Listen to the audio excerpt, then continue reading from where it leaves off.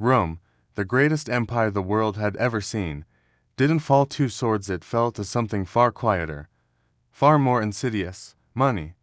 By 200 AD, Rome's reach extended across continents, ruling over millions with roads, aqueducts, and cities that glittered like jewels. Its legions marched in perfect formation, its emperors adorned themselves in gold, and yet, beneath the splendor, a quiet rot had begun. Running an empire of this scale was not free. Soldiers demanded their pay, grain had to feed millions, infrastructure required constant maintenance, and the cost of governance spiraled higher every year. The state's coffers could never keep up with the demands of a sprawling empire. To compensate, emperors turned to a seemingly simple solution: debase the currency. They shaved silver from coins, minted more, and hoped no one noticed. At first, it worked. The empire continued to flourish outwardly. People spent, armies marched, cities thrived. But appearances can be deceiving. Slowly, relentlessly, Rome began to crumble from within. Imagine a citizen of Rome walking into the market with coins that had once been full of silver but were now lighter, almost hollow. They tried to buy bread, wine, and oil, but the same amount of money but less than it had last month. Merchants raised prices. Farmers demanded more for grain. Soldiers expected higher pay for the same service. Trust in the system began to erode. Rome's economy, once a marvel of organization, became a machine of silent destruction. Inflation crept in quietly, first unnoticed, then impossible to ignore. The rich, who controlled assets, land, and private treasuries, managed to survive, even thrive, as the value of currency shrank. But the poor, those who relied on wages and small savings, suffered terribly. Daily life became a struggle. Citizens begged for sustenance. Markets wobbled, and confidence in money vanished. The empire, outwardly magnificent, was hollowed out by financial mismanagement.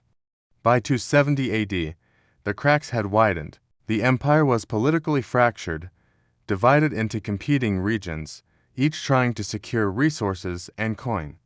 Governors hoarded wealth, soldiers deserted their posts. Cities, once bustling centers of trade and culture, began to empty. The empire faced enemies at its borders it could no longer afford to pay to fight. Barbarian tribes pressed inward, exploiting the weakness of Rome's financial collapse. Internal decay, silent and invisible, accelerated faster than any invading army could. The Western Empire had become a shell of its former glory. Trust in the currency collapsed entirely. In villages and towns, bartering replaced coins. Inflation spiraled, prices soared, and the empire's financial system became a ticking time bomb. The money that had once fueled Rome's expansion now signaled its slow death. By the 4th century, attempts to stabilize the empire failed repeatedly.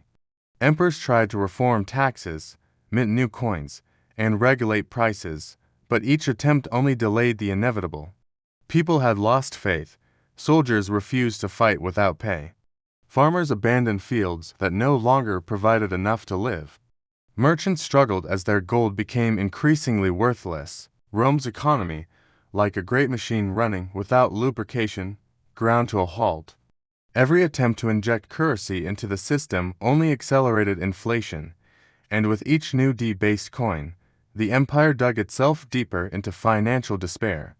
The empire's strength, once measured in legions and roads, now depended on trust and money that no longer held value.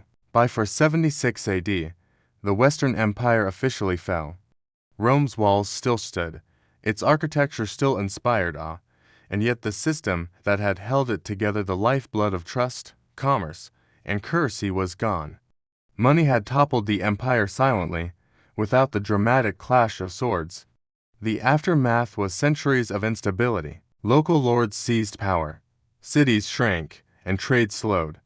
Civilization, once centralized and vibrant, retreated. And yet, the lesson Rome left behind remains timeless. Money is not just currency, it is power. When trust in money erodes, society fractures, markets wobble, and governments teeter. The silent force that destroyed Rome is a lesson that echoes into modern times. Today, we see similar patterns. Governments print trillions of currency, debt levels skyrocket. Inflation quietly transfers wealth upward, benefiting the few while burdening the many. The rich hedge, invest, and protect themselves.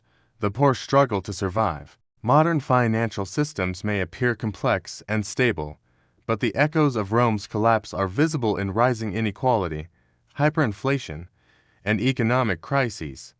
History repeats itself not in exact copies, but in patterns. Empires may not fall overnight, yet the mechanisms of collapse, debt, currency debasement, loss of trust remain constant. Rome teaches us that the Midas civilization can crumble long before its walls fall, and often, the enemy is invisible. Every empire's currency tells a story. Coins and notes are not just tools of trade.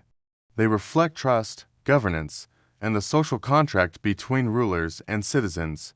Rome's coins were a warning. They were proof that even power unmatched on battlefields can be undermined by poor financial management. The empire's collapse wasn't inevitable in the sense of military conquest, it was inevitable because money, once stripped of its value and trust, destroys from the inside. The lesson extends to today's world. Financial systems, like empires, require stability, honesty, and trust. Neglect these, and even the strongest nations can face crises that seem sudden but are decades in the making. War didn't kill Rome. Money did, quietly, relentlessly, and without fanfare. History teaches that battles are easier to fight than the decay of economic trust. And this truth is more relevant today than ever. The modern world may not face Roman legions, but it does face debt, inflation, inequality, and the consequences of financial mismanagement. Are we blind to the silent forces in our own economies that could, over time, unravel the societies we take for granted?